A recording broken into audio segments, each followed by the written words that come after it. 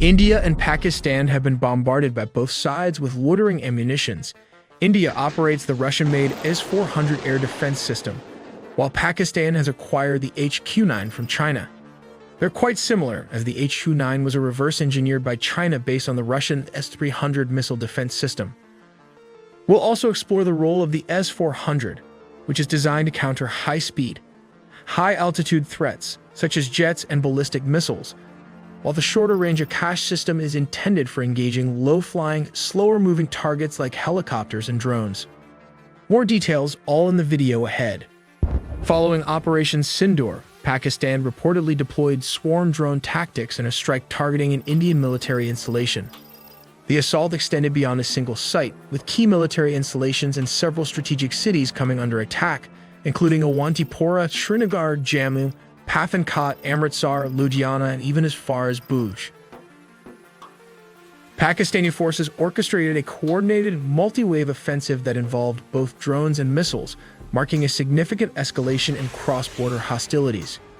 In response to the growing aerial threat, India activated its advanced Russian-made S400 missile defense system, which is specifically designed to intercept high-speed, long-range missiles. Complementing this was the deployment of India's indigenous Akash missile system, engineered to effectively target slower-moving threats such as loitering munitions and drones. These two systems worked in tandem, creating a layered defense network capable of responding to a wide range of aerial threats.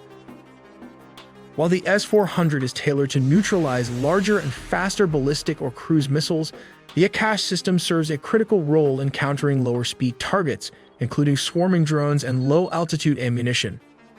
Together, they underscore India's strategic focus on maintaining versatile air defense capabilities amid an increasingly complex threat environment. Akash is a supersonic missile capable of flying at speeds up to Mach 2.5. That's more than 2.5 times the speed of sound. With a range of 25 to 30 kilometers, it can engage targets long before they pose a threat. Pakistan, on the other hand, uses the Chinese-made HQ9, which is essentially a reverse-engineered version of the Russian S300, not the S400 as sometimes mistakenly stated. Let's take a look at the primary differences between the two systems. The S400 features an impressive tracking range of 600 kilometers, approximately 370 miles, and an engagement range of 400 kilometers, which translates to around 250 miles. In comparison, the HQ9 has a tracking range of 250 kilometers, about 155 miles, and an engagement range of 120 kilometers. This is roughly around 75 miles. As mentioned earlier, the S400 and the HQ9 come from a similar lineage. So let's take a general look at how these systems work. A typical S400 system is made up of 6 main parts: the missile launch vehicle, a mobile command and control post, the long-range surveillance radar known as Big Bird, the engagement and fire control radar called Gravestone, an all-altitude acquisition radar, and a mobile mast system. Each component plays a vital role in the overall functionality of the system. Let's take a closer look at each of these elements. The missile itself is, of course, central to the system. The launch vehicle that carries these missiles is typically the Baz tractor truck. These TEL vehicles house up to 4 launch tubes, which can carry a variety of missile types designed for different ranges and target profiles. There are 4 primary types of missiles in the S400 system. First, a short-range missile with a reach of around 40 kilometers. Second, a medium-range missile capable of hitting targets up to 120 kilometers away. Third, a long-range missile that can strike at distances of approximately 250 kilometers. Finally, the very long-range missile, which can engage threats up to 400 kilometers away. These missiles allow the S400 to create a flexible and layered defense envelope. Now let's move on to the radar systems, which are key to the S400's advanced targeting and tracking capabilities. The first and most prominent radar is the 91N6E Big Bird, NATO reporting name Tombstone. This acquisition and battle management radar is mounted on an 8x8 trailer. It can detect and track a wide range of aerial targets, including aircraft, rotorcraft, cruise missiles, ballistic missiles, and drones, up to a distance of 600 kilometers. It can simultaneously track up to 300 targets, making it one of the most advanced mobile radars in the world. Next is the Fire Control and Target Tracking Radar, also known as Gravestone. This multifunctional radar has a range of about 400 kilometers and is responsible for guiding missiles to their targets.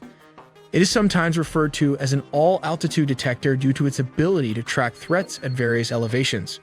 There is also the 40V6 master unit, which is used to detect low-flying targets that try to evade detection by using terrain masking. Some experts argue that the 40V6 is not a radar itself, but rather an optional mast tower that can elevate radar units for better line-of-sight coverage. Either way, it enhances the system's ability to detect threats flying close to the ground. The entire operation is managed from a mobile command and control post, typically mounted on a truck. From here, operators control the entire engagement sequence, from initial detection to the final missile launch. Let's walk through the basic step-by-step process of how the S400 system operates in a combat scenario. At the first step, the Big Bird long-range surveillance radar detects incoming targets. As mentioned, it can track up to 300 targets simultaneously. This information is relayed to the command and control center. At this stage, the system determines whether the target is hostile or friendly. Once a threat is confirmed, the command center decides whether to engage and, if needed, receives authorization from higher command. Once engagement is authorized, the command post instructs the launchers to fire the appropriate missile. The type of missile used depends on the range and nature of the target. Notably, the system typically launches 2 missiles per target to maximize the chance of a successful hit, one primary and one backup. The missiles are guided to the target using the engagement radar. This radar works in real time with the surveillance radar, continuously updating the missile's trajectory based on the target's movements.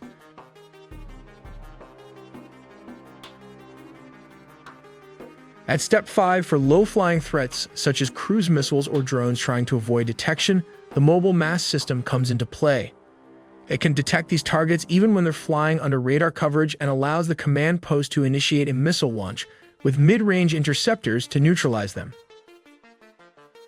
In terms of capacity, the S400 system can track up to 300 targets at once, engage 60 to 80 of them simultaneously, and guide up to 160 missiles in flight. Considering it usually launches 2 missiles per target, this capacity makes it highly effective in high-intensity combat environments. Of course, no system is without limitations. While the S400 is formidable, especially against poorly coordinated or unprepared attacks, its effectiveness is still influenced by the weapons mix deployed alongside it. One key limitation is the curvature of the Earth, which restricts radar line of sight and can create blind spots, especially for low-flying objects. This means cruise missiles or aircraft flying close to the ground might not be detected until they're dangerously close, sometimes as little as 40 kilometers away. Despite these drawbacks, the S400 remains one of the most advanced and versatile air defense systems in the world.